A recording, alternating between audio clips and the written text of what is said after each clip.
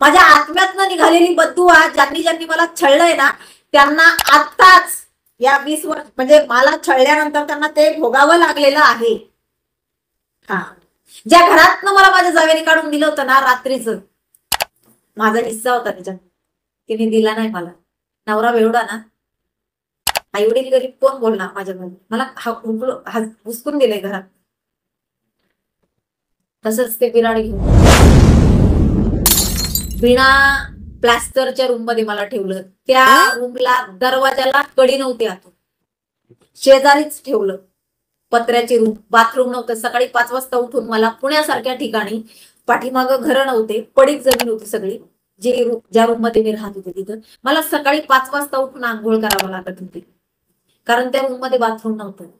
सकाळी 5 वाजता कुणी जागी नसताना म्हणून मला 5 वाजता उठून आंघोळीसाठी 5 वाजता उठावं लागत होतं मला. त्या दरवाजाला कडी नव्हती, मला दगड लावावं लागायचे त्याच्यावर, मोठे मोठे दगड, बरंच काय काय काय काय असं बांधून घ्यायची मी, दोरी नाही का टाकून अशी बांधून घ्यायची. पण अशा रूम मध्ये मी 7 ते 8 महिने काढले. 7 ते 8 महिने मी त्या रूम मध्ये काढले. काही नसायचं घरात मध्ये, किराणा भरायला सुद्धा. माझे पैसे यायचे ना, ते पण जावेकडे द्यावं लागायचे. वेगळं निघाल्यावर सुद्धा नवऱ्याचा तर पगार त्याच्या हातात असायचा, कारण त्यांच्याच कॉन्ट्रॅक्ट मध्ये कामाला होता तो.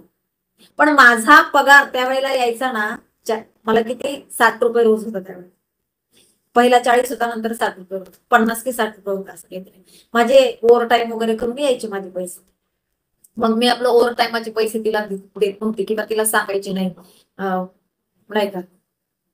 मला काहीतरी 50 रुपये होता 8 तासाला, आणि मग नंतर 10 रुपये वाढले होते, असं 60 रुपये होतं मला. मग ते मी ओव्हर टाइम म्हणजे काहीतरी मला 100-150 रुपये जास्त यायचे ना, मग त्याच्यात मध्ये मी आपलं थोडस, म्हणजे मला म्हणजे फाटलेले ब्लाऊज मी घालून जात होते कंपनीत सुद्धा, इथं असताना सुद्धा, पुण्यात मध्ये असताना सुद्धा. का तर माझा नवरा फार दारू पितोय, मला फार छळतोय. मग ही जर चांगली राहिली तर कदाचित माझ्याकडे कुणाची तरी नजर जाईल, आणि मग माझ्या मनात मध्ये मला कुणीतरी, बाबा नाही का, माझ्या डोक्यातही ते विषय नव्हते. मला डोक्यात एकच, याला मला चांगलं करायचं. त्याने किती मारलं ना तरी सकाळी त्याला चांगला सुपडा डबा करून द्यायचा. किती मारत त्याने, त्याला छान कपडे, त्याचे धुतलेले प्रेस केलेले कपडे त्याला घालायला पाहिजे, की याला लाज वाटेल आपली बायको कशी वागते आणि आपण काय करतो. पण तो भावनाहीन माणूस होता, तरीही मी पॉझिटिव्हच राहत होतो. आजचा दिवस गेला, उद्या तो वागीत चांगला, जाऊ दे ना. हार मानत नव्हती मी, कधीच हार मानलीच नाही. अगदी घर स्वतःच्या घरातनं जावेने हुसकून दिले तरी मी माझं घेत, कधी जाऊ दे, होईल माझं घर कधी. माझी बीसी लागलेली, बीसी लावलेली होती मी, माझी बीसी लागलेली. सुमित दादा नक्की या विषयावर पण मी सांगतो तुम्हाला. माझी बीसी लागलेली बघा, माझी जाऊ पण होती त्याच्यामध्ये, आणि माझी जाऊ म्हटली होती बीसी लागली ना की त्याच्यात मध्ये थोडेसे पैसे टाकून तुला अर्धा गुंठा जागा घेऊन देईल.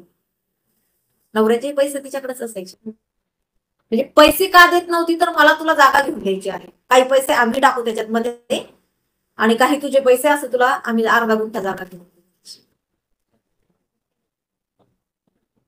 माझा पगार व्हायचा ना तर माझी जाऊ त्यातले फक्त आहे ना, म्हणजे तिच्या हाताने द्यायची, मला किराणा भरून द्यायची 500 रुपयाचा, फक्त 500 रुपयाचा किराणा, बरं का. किराणा 500 रुपयाचा भरून द्यायची आम्हाला, आणि 500 रुपये भाडं होतं रोजचं. म्हणजे मी ज्या रूम मध्ये राहत होते त्याचं तर मला वाटतं काहीतरी 350 रुपये, कारण त्याला काहीच नव्हतं, 350 रुपये भाडं होतं. लाईट सुद्धा नव्हती त्याच्यामध्ये, दिवा असायचा, स्ट्रो असायचा माझ्याकडे, आणि मग ते रॉकेलला काही पैसे मला पुरवावं लागायचे महिनाभर. स्ट्रो होता माझ्याकडे, गॅस वगैरे नव्हता. लग्नानंतर अक्षरशः 3 ते 4 वर्ष मी स्टोव्हवर स्वयंपाक केला, गॅस नाही घेऊन दिला माझ्या जावेत. बापाची इथं चुलीवर करत होती ना, आता स्टोव्हवर पण नाही जमत का तुला अशी म्हणायची, त्यामुळं स्टोव्हवरच स्वयंपाक करायचा. नंतर मी ते हप्त्यावर गॅस घेतला होता, हप्त्यावर. कितीचा होता गॅस त्यावेळेला, फक्त 2000 शेगडी आणि गॅस, मी तो हप्त्यावर घेतला होता. 2000 की 1600 रुपये अशी काहीतरी किंमत होती. पण मी रडत पुढून बसलीच नाही, मी आनंदाने संसार केला. असा बदा बदा बदा मारायचं मला नवरा घरात मध्ये पिऊन आला की, काही कारण नसताना. आणि मी बाहेर निघले ना, अगदी म्हणजे बायकांना सुद्धा कळायचं. म्हणजे मी ज्या रूम मध्ये राहत होते ना, त्या रूमला मध्ये दरवाजा होता, पलीकडे रूम मालकीन राहत होती. तिने तिची रूम चांगली केलेली होती, त्यांच्याकडे पैसे नसल्यामुळे ही रूम तशीच होती बिना प्लॅस्टरची.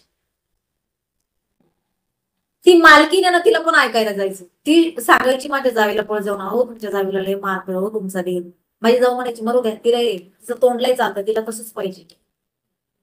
म्हणजे ती रूम मालकीन ना, तिला पण किव यायची.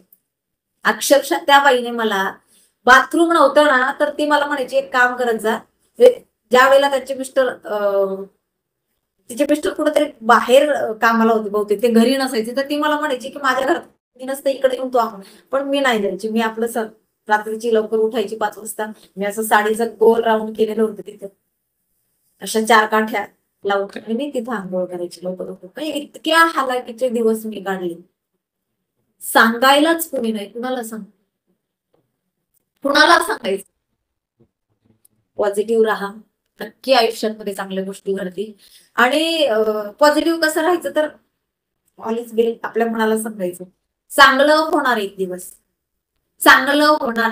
अरे देवाला सांगायला देवाचा फोटोही माझ्या घरात नव्हता. मी माहितीये, एक चालता चालता मला असा देव म्हणजे दगड दिसला होता आणि त्याला असं वाटत होतं की त्याला आहे ना आकार आहे कुठल्या तरी देवाचा. हा ना देवासारखा दिसतोय दगड. मी दगड आणून मांडला होता. दगड घरात मध्ये माझ्या. देव सुद्धा नव्हता. देव घ्यायलाही पैसे नसायचे माझ्याकडे. देव की मी एखादी देवाचा फोटो मूर्ती आणली. मग एक दिवस बाजाराला गेले, पैसे थोडेसे वाचले, मग मी एक एक कॅलेंडर आणलं होतं देवाचं आणि ते लावलं होतं चिंतन. कितीतरी दिवस त्या दगडाला देव म्हणून पूजा करायची. त्याला त्याच्याजवळ उभा राहणं सांगायचे. तो कुठला देव होता मला माहिती. मी असं माझ्या मनाने तयार करायची. हेच माझं सगळं काही सांगायचं. बरं सांगून होणार काय हे मी पहिलं, त्याचा परिणाम काय होतो सांग. का सांगू मी त्यांना, का त्रास देऊन द्या? नाही, मी सहन करत आले, आतापर्यंत करत आले. अगदी आता सुद्धा सहन करते. बघताय तुम्ही, करते सर. कारण माझ्यासारखी स्त्री समाजाला नकोय. समाज मला, मी संपेल कधी याची वाट बघेल, मी जगेल कशी याची वाट समाज कधीच बघणार. मी जगली पाहिजे, अजिबात नाही. समाज कोणचा? विद्रोही समाज. आणि तो भावनिक समाज आहे ना, त्यांची अपेक्षा आहे नाही हिनं बोललं पाहिजे, हिनं बोललं पाहिजे, गरजेचं आहे. कारण मी जे बोलते ना, ते त्या लोकांच्या मनातल्या भावना आहेत, जे मला बघतायत आता आहेत ना 700-800 लोक, त्यांच्या मनातल्या भावना आहेत जी मी बोलते. त्यांना पटतंय. ती बोलती ना त्याच्यामध्ये तथ्य आहे, ही बोलती ना त्याच्यामध्ये खरेपणा आहे अगदीच. आणि माझ्या बोलण्यामुळं खोटे जे आहेत ना, खोटे त्यांचे मुखवटे बाहेर येत आहेत. खोट्यांचे मुखवटे बाहेर येत आहेत. समाजाची जी काही गल्लत करणं लावली नाही, या लोकांनी गफलत करणं लावली, त्याच्यापासून समाजाला मी वाचवते. आणि ही पहिल्यापासून मी अशीच आहे, अगदी जन्मापासून. बिलकुल. गावात मध्ये किती मोठा असला ना, तिरंदाज पैसेवाला सावकार, तरी मी त्याला उलट बोलायचे, तो चुकला की. घरी आल्यावर लय पदाडायची आई माझी. कारण लेखीची जात आहे, मराठा समाजात जन्माला आली, आपल्या मराठ्यांच्या मुली उलट बोलत नाही. मराठ्यांच्या मुली सहन नाही करत नाही. मी जिजाऊंची लेक आहे. हा, माझ्या जिजाऊंनी सहन करण्याचं शिकवलं नाही. जर समोरचा वाकड्या नजरेनं बघत असेल ना, तलवार काढ. आणि मी या वाक्यावर आईला हे काय कळत नाही, तिला फार राग यायचं. काय कुठलं 4 पुस्तकं शिकली म्हणजे लय शाळेत झाली? अजिबात नाही. उलटून बोलायचं नाही, पण शिकलं तर मी सोडत नव्हते. मी अशीच होते. मी माझ्या मुद्द्यावर पहिल्यापासून ठाम आहे आणि अगदी शेवटपर्यंत अशीच राहणार. तीळ मात्र ही बदल होणार नाही. नवऱ्याने टेन्शन दिलं, समाजाने टेन्शन दिलं, अगदी एकटी आहे म्हणून बऱ्याच जणांनी प्रयत्न केलाय पट्टी का बघायचा, बऱ्याच जणांनी त्रास देण्याचा प्रयत्न केलाय, पण मी मात्र तटस्थ आहे माझ्या विचारात. अगदी अशी एक सुतभर सुद्धा मी हलत नाही, बिलकुल नाही. ज्याला पटतं त्याने माझ्याशी बोलावं, ज्याला नाही पटत त्यांनी सांगावं की आमची कुणी लागतच नाही. मी नातेवाईकांना सुद्धा सांगत असते, माझ्यामुळे त्रास सहन करून घेऊ नका, तुम्ही सांगा आम्ही बोलतच नाही तुझ्याशी. अगदी मला अजिबात माझी इच्छाच नाहीये माझ्यामुळं कुणाला तरी त्रास व्हावा, माझ्यामुळं कुणाला तरी इजा व्हावी, अजिबात नाही.